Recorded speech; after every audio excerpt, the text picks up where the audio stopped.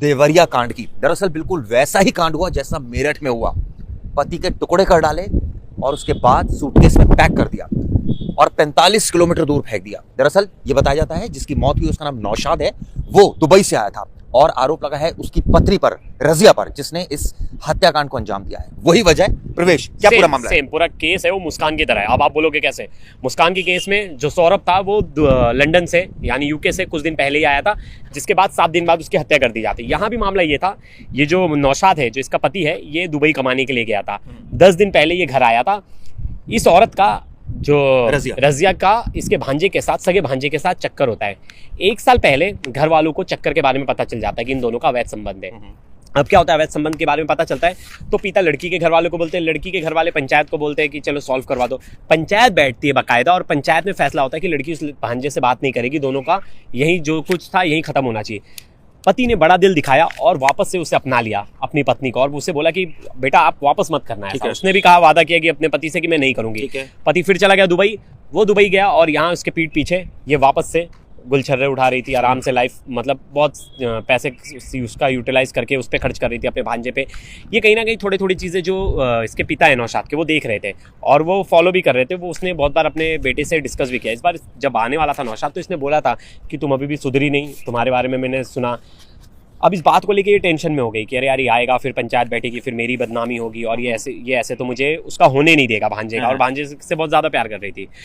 अब इसने डिसाइड किया कि इसको रास्ते से हटा दे। ये आता है जैसे ही, फिर इसको इन लोग अब घर में प्लान करके 1 दिन पहले यानी संडे को ये प्लान करके मारते हैं, घर में मारते हैं। फिर ये पहले एक छोटी ट्रॉली होती है, अब वो ट्रॉली में सूटकेस होता है, उस सूटकेस में इसकी बॉडी आती नहीं तो बॉडी को कट करते हैं। फिर एक देखते हैं कि एक बड़ा ट्रॉली है जिस ट्रॉली में नौशाद सामान लेके आया था अपनी पत्नी और अपने बच्चों के लिए।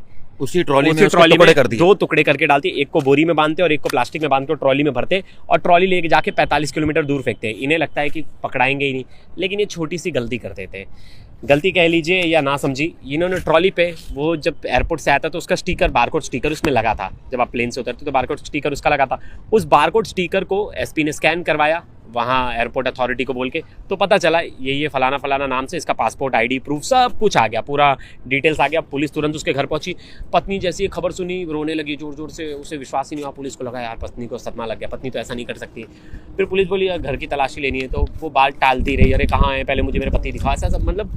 लेकिन पुलिस घर में घुस गई, घर में गई तो देखी बहुत सारे खून के छींटे और जिस पहले सूटकेस में उसको भरने की कोशिश कर रहे थे वो वहीं था। पुलिस को शक हो गया कि यहीं इसकी हत्या हुई है। पुलिस ने अपने लहजे में महिला से पूछा, कस्टडी में लिया। महिला ने पूरा सच बता दिया कि मेरे भांजे के साथ चक्कर था। अब हमें डर था इस बात का कि वापस पंचायत वगैरह बैठ गई, वापस ये बात निकल। लेकिन आपको बताऊं 6 साल की इनकी बेटी है और ये करीबन 7 साल पहले शादी हुई थी।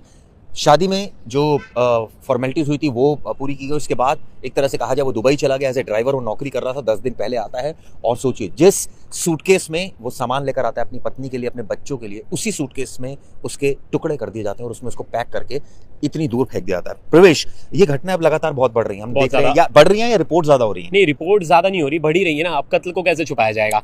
नॉर्मल मियाँ बीबी की लड़ाई होती है तो समझ में आता है, जो पुलिस स्टेशन में पहुंच जाती है, डोमेस्टिक वायलेंस और ऐसे बहुत सारे केसेस। लेकिन यहाँ तो अब सीधा कत्ल हो रहा है, सीधा अवैध संबंध। एक जो चीज बड़ी कॉमन है, जितने भी कत्ल अभी हमने हाल फिलहाल में पत्नियों ने जितने भी अपने पति के कत्ल करवाए, सिर्फ एक जो आज डीजीपी का जो कत्ल हुआ है उसको छोड़ के सब में एक ही चीज कॉमन है, वो है अवैध संबंध। अवैध संबंध के चक्कर में इतने लोग को मरवा रहे हैं। और देखिए इसमें आपको मैं डिटेल बता दूं, पत्नी ने बताया कि उसके भांजे रोमान के साथ उसका संबंध था। पति उन दोनों के बीच बाधा बन रहा था, इसलिए भांजे के साथ मिलकर उसने पति को मार डाला। पुलिस ने इसमें जो पत्नी है यानी रजिया को अरेस्ट कर लिया, लेकिन भांजा फरार है। ये आपको बता दूं, जो रविवार सुबह तरकुलवा क्षेत्र है जहां पर एक किसान ने खेत में ट्रॉली बैग देखा, उसने पुलिस को सूचना दी, तब उसके बाद पुलिस पहुंची और तब जब इन्वेस्टिगेशन हुई तो प्रवेश सारी चीजें क्लियर हुई। जैसे आपने बताया एयरपोर्ट से बारकोड वगैरह लगा था तमाम। नौशाद के घर, ये बताते हैं नौशाद कहाँ रहता था, ये रहता है महिल थाना क्षेत्र के भटौली गांव में रहता है। इसके बाद जब जोर जोर से रोने लगी, वो ड्रामेबाजी करने लगी पत्नी, जब पुलिस अंदर पहुंची तो देखिए वो वहीं से तो पुलिस को लगा चलो ठीक है सच बोल रही होगी, रो रही होगी। जैसे पुलिस अंदर गई, पुलिस शॉक हो गई, हैं ये तो अंदर खून के छींटे हैं, मतलब उसको मारा घर में ही गया है।